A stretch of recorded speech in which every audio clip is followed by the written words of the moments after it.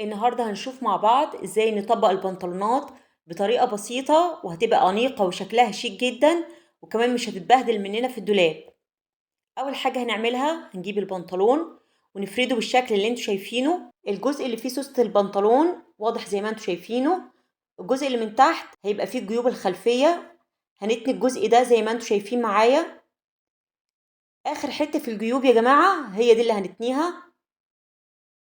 وبعدين هنجيب رجل البنطلون وهنبدأ نتنيه. هنشوف المسافة كده بالتقدير زي ما انتوا شايفين معايا.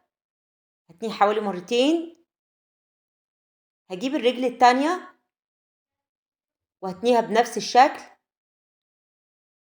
وبعدين هاخد الجزء اللي تنيته او الرجل معانا هدخلها جوه البنطلون،